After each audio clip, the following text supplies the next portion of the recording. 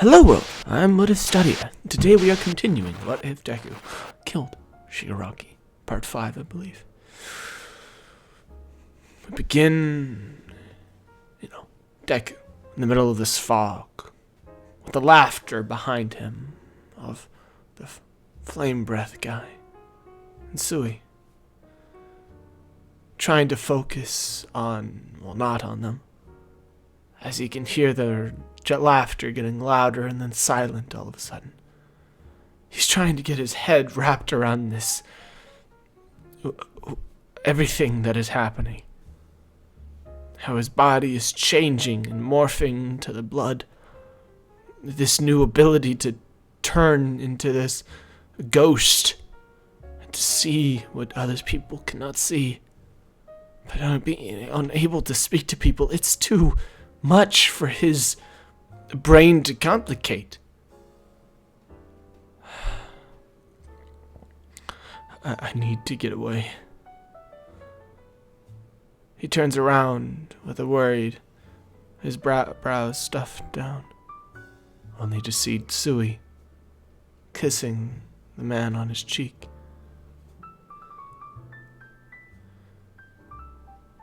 So it's like that.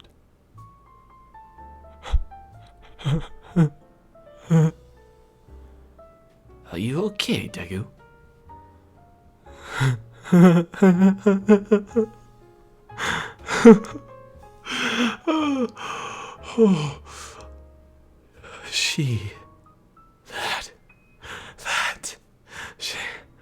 That whore! As he just screams at the top of his lungs, shattering the ground below him with the absolute power behind it. He causes this sort of shockwave that reverberates throughout the air, making his blood boil, literally. As his blood injects into the ground, all the vibrations caused by his voice causes the ground to shatter, basically, by amplifying his lungs at that point. His absolute rage is unknown, for it takes him a second, and then Chisholm puts his hand onto Deku's shoulder. You wanted a good place, senor. I've got an idea. I want to kill. I know you do, but you're not allowed to kill these people. They broke. As his rage turns to cries. Instead, he balls up like a little kid. Something he had never experienced in a long life. He's unable to do anything. His cries won't get to them.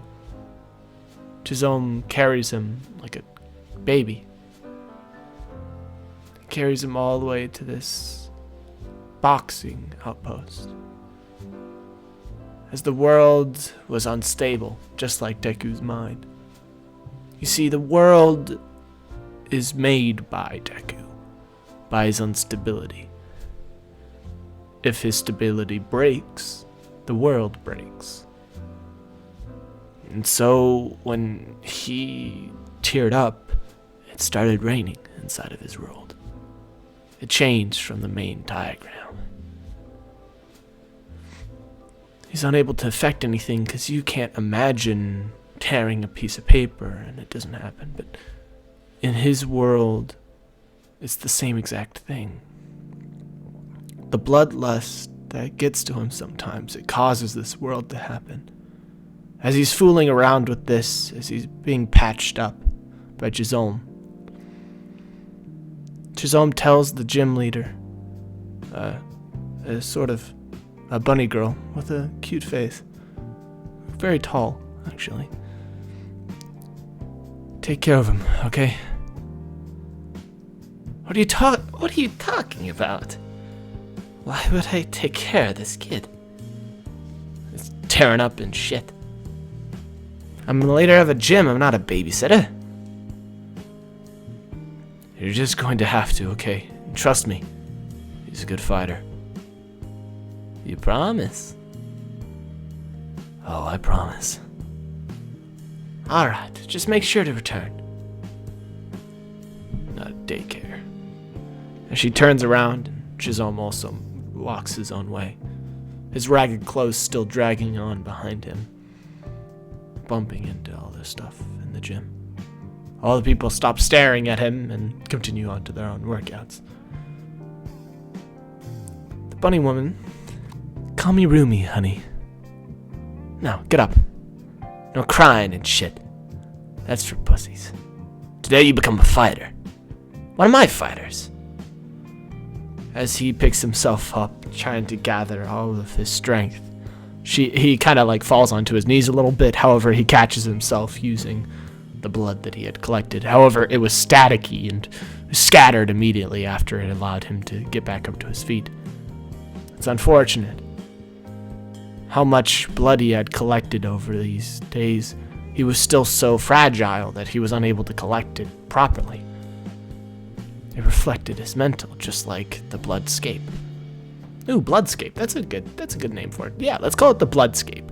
That's what happens whenever he sort of pauses the world around him and is kind of unaffected by stuff. That's what happens.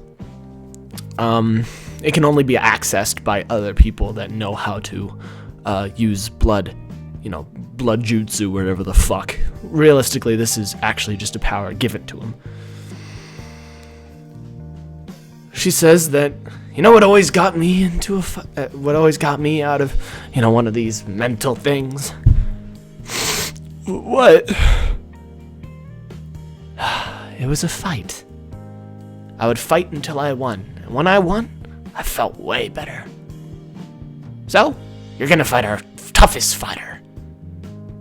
As she immediately puts him in the ring, puts on some headgear on his head, takes off his sweater, and puts up his black jacket that was hiding underneath it. She's like, oh, this is really nice.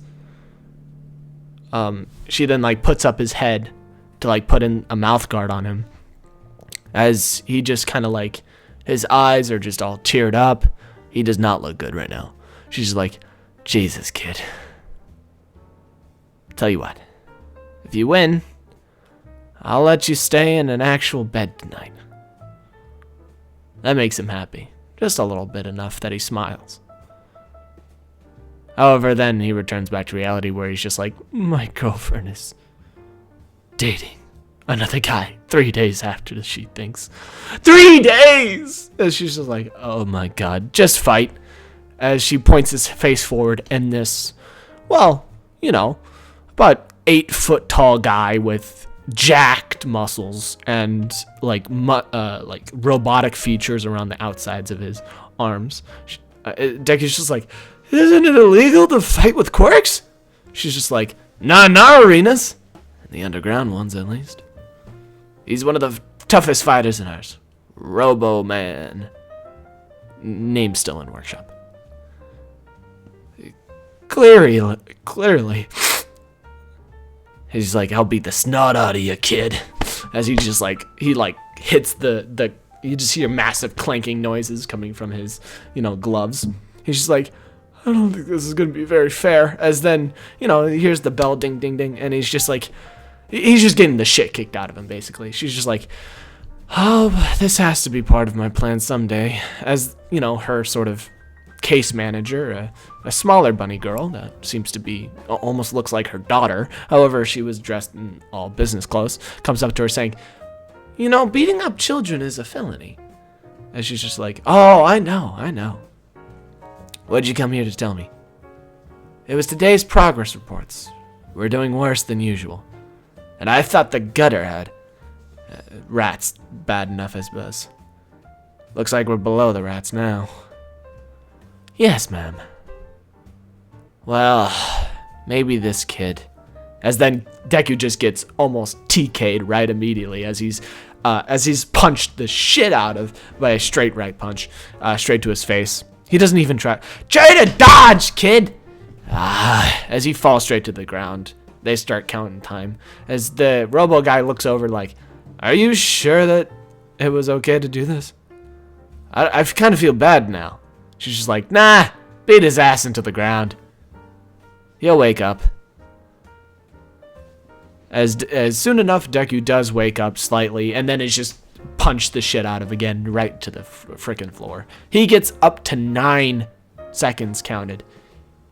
And then Deku suddenly stops sniffling.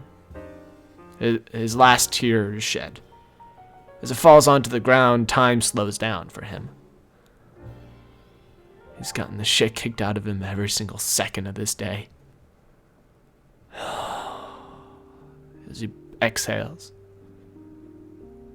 he slowly and ponders while he gets up from his face, smushed against the carpet, the rug burn all across his right side of his face and body. He felt the punches, the mechanical things that made his arms go. What if he did that? Why would he need his girlfriend? Why would he need any of those to confirm who he is as a person? He's Deku, goddammit. Probably the strongest hero of My Hero Academia, really. I am no longer a hero. I can't just stand for other people's morals. I stand for my own. I don't care how much you beat me into the floor. I am who I am. You can't tell me otherwise. As a right punch comes straight for his face. However, he glances off just slightly to the side of it, allowing it to brush past his face, cutting his left cheek open. The guy immediately tries to grab onto his head using the boxing gloves, which is actually illegal in normal boxing matches, as Deku swerves under his hand and grabs onto it. He puts his head directly under the guy's legs and brings his arm with him, flipping the guy up onto his back. As the bunny, Rumi's ears perk up. She immediately darts up to the thing to look down and see that her fighter is almost completely knocked out. What the hell happened? She looks up to the kid and is like, just how I planned. As he looks up to her and then, is kind of losing a lot of his blood right now because of his cheek. However, he doesn't even notice it right now. He just turns around until he hears... Suddenly, the man that was just on the ground is immediately ejected up, using his arms as pulsers, and jumps straight at him, punching him straight in the chest. Deku feels like his blood being pushed back, as the man grabs onto his face and then repeatedly bashes straight into his face. However, he starts to control his blood in ways that he never thought of, where he starts to put blood right where he's punching, so that there was more cushioning right there. His cheek, by the end of it, was a massive, massive bruise there. However, he felt almost none of it. It's amazing. But then he gets punched in the stomach without very much blood there. He suddenly hurls immediately. However, the man almost stops his assault, as the man is almost infuriated. He has steam coming out of his ears and out of his arms as he charges straight at Deku for a final blow. Deku then looks up to him and then looks down to see his cheek bleeding from the scrape that he had gotten from the punch before. The blood had seeped all the way down to his lip. He licks at it, tastes. Is this Sui's blood? This can be one of those days. As he stops time, using his blood, he's able to sort of slow down all brain function, stopping himself in that exact time. He's able to think, but not move. It's sort of like the opposite of that world, of the bloodscape, where he's able to stop time, but not be able to do anything. Whereas in the bloodscape, he's able to do anything that he wants to. However, he cannot affect anything or realistically think, because it really shatters his mind if he thinks too much. and shatters the RuneScape. He looks around, seeing no one there. All he has is this grotesque taste of blood in his mouth. He bites down hard on his lip. He resumes time as he charges underneath the boxing man, grabbing onto his legs and stopping him right before he hits the wires. He pulls up the guy above his head and yells out in rage, using all of his rage. Soy! As he throws the man onto the ring, as he bounces off of the cords onto the ground, clanking and crashing everywhere. That had all happened in a few seconds, so it was incredibly hard to follow. However, Rumi charges the stage, just like, thank God, and then he punches her straight in the face. She's just like, pretty good punch there, kid. Made me bite my fucking tongue. I'll get you back for that one. As he's just like, that one is for throwing me into a random boxing match without telling me. But you're better, aren't you? I guess you're right. See? And now you're talking like a gentleman. Please stop talking, it's annoying. Well, now you get to sleep in my bed tonight. Of course, you have to sleep on the floor. As he's just like, why would I want to sleep with you? She's just like, I am appalled. Many men would never give up this situation.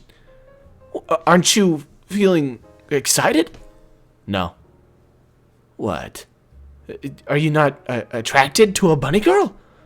Fluffy bunny girl? As she like flaps her ears in desperate attempt to try to seduce him. He's just like, no. She's just like, oh, never had this before. She just kind of like shatters her reality. I mean, she had never gotten, disposed of like this. Why? Must I inquire? I must.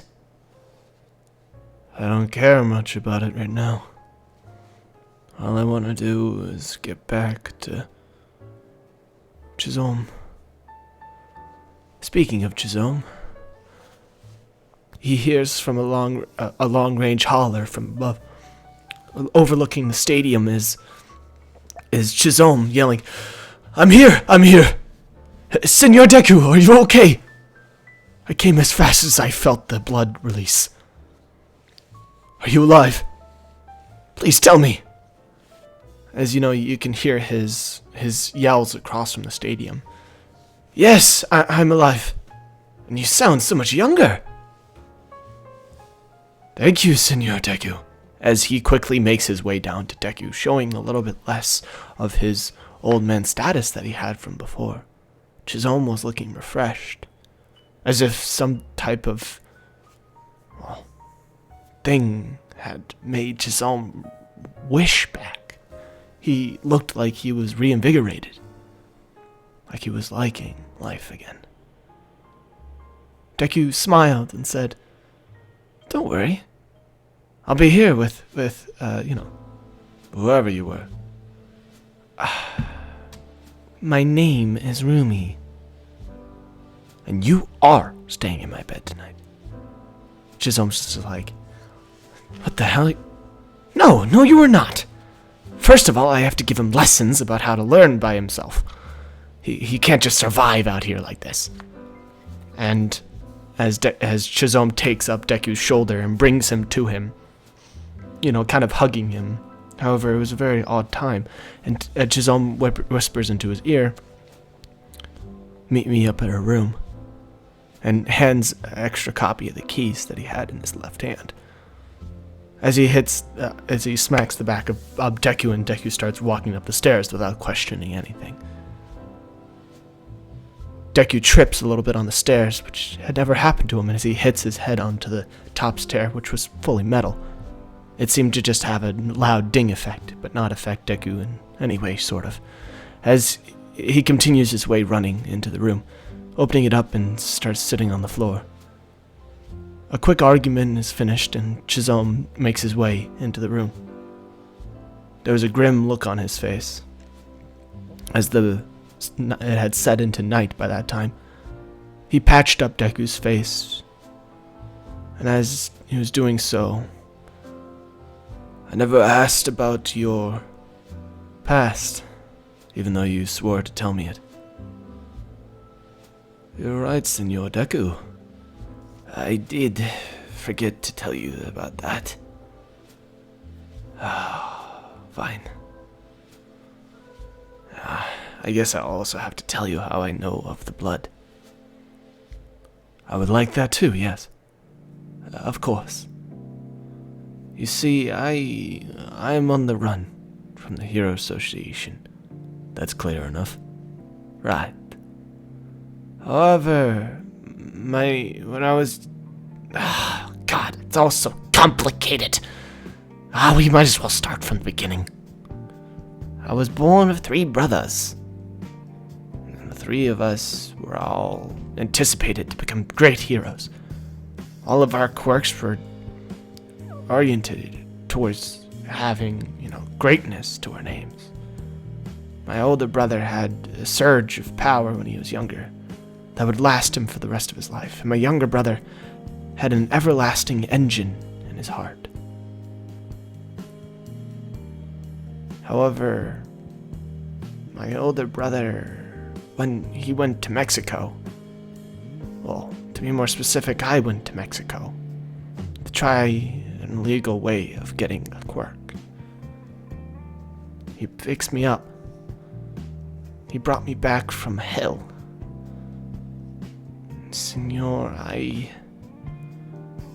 when the gang found out what he was doing in the neighborhood, he was helping the people, trying to alleviate their addiction by getting rid of the gangsters. Those corrupted, those imbecilic, corrupted police. Yes. Corrupted as they come. Paid off by the mafia. Or the gangs of the time, I don't know them. But they knew me. They killed my older brother in a public execution. And then my little brother, he was hunted down by the Hero Association. I stayed in Mexico, don't you understand? I stayed. I waited for orders like a good soldier. I wanted to become a hero that badly that I gave up on my brother. I know it was imbecilic. It was... I harm my own psyche by thinking of it. But when I took their blood, I hid out in Russia, but they still found me. I had to break out. They imprisoned me. I had choked out the guard that was holding me at gunpoint. I maybe went too far. I snapped his neck. I hid into the sewers, and that's where you found me. So you see, we're not much different. But you never explained the bloodlust. Oh. Right. That is something different. The bloodlust, I had gained it from killing that man. The blood of your family is also yours, you have to understand. Whenever you kill somebody, and their soul has an unprecedented amount of rage, or they have the power over death and life, either of those 2 things can affect you. They can inhabit you, try to take revenge by cursing you to do their bidding, and try to affect your choices. And so they take place in body parts and other stuff. My clothes, you see, I can never take these rags off. They were what connected to my body when I had first killed that man. This scarf, this blood-red scarf, goddamn devilish. It's full of his blood. His brother that you killed. He was part of the top 10 heroes. But he was dirty as they come. But the Hero Association, they don't care, as long as they get the job done.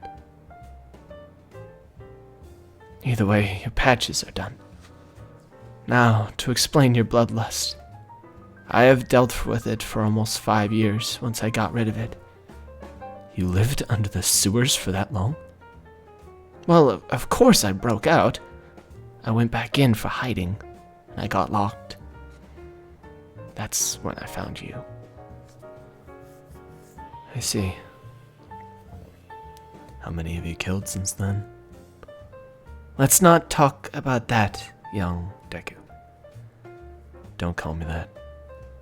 What? Young, don't say it. My old... It's not even worth it discussing. Just don't. Understood, Senor Deku. Now, your bloodlust. I have completely subdued it. Wait, what? Yes, you can no longer use it for as long as I hold my bloodlust still. I have taken it from you. It will be given back to you if I am harmed or if, well, some sort of emotional break happens. You are way too emotionally unstable. I see. But how am I supposed to fight? You have one of the most fit bodies, Senor Deku. If I was to have your body, I could destroy thousands upon thousands of heroes. But they're going to be using their quirks too. The only reason that you lost that fight was because of your depression. When you go back in with a clearer head, the bloodlust will follow with you, and you will learn how to use it the proper way, not out of spite or out of anything else. That is my gift. Now, I will go and tell Sui of your return. Until then, learn to control it. Learn how to control your blood levels so when she comes by, you can hold yourself back. Till then, good luck surviving against Rumi. Why do I need good luck? Just trust me. And don't mention... never mind. She's probably forgotten after all these years. What was it, Master? Master. I don't like that. Just call me old man, Senor Deku. I will be one soon. I never did ask. How old are you? Let's not get into the semantics of it. Semantics? I thought that was basic knowledge. Either way. Oh, I almost forgot. Remember, you will hear the earth start to crack and crumble away. Once I've returned, you will know when. We're speaking in riddles now, Master. Well, at least it works on a blind man. As he holds up the keys that Deku used to get into the UA building. And, you know, his master starts walking away. What are you exactly planning to do with that, Master? Why do you care? Remember, the earth crumbling away. As he dashes up onto the second balcony and walks away. The dim light starts to get dimmer as, well, Rumi enters with a bunny, a Playboy bunny outfit on. He's already hunkered himself down inside of the covers, trying to camouflage himself inside of them. However, it doesn't work as well when you don't have blood around you to, help you cloak into the red sheets. As clearly her bed is in the shape of a freaking heart, which is just so her, really. She plays with this, you know, saying, "Oh, where could he have gone?" As Deku's just like, "Oh God, how do I get out of this?" He looks and sees like air vents and all this different stuff. He's just like, I'm fucked. Literally. Alright, I'm really tired. I'm gonna be gone for the next few days. So I'm not gonna upload until the end. I'll get out that, what if Deku was a prince? By, let's say, 4 days from now. I just have to edit that. Get that out as soon as I can. Alright. I hope that you all have a lovely evening. Or night. Or day. Who really cares? See you sometime. Somewhere.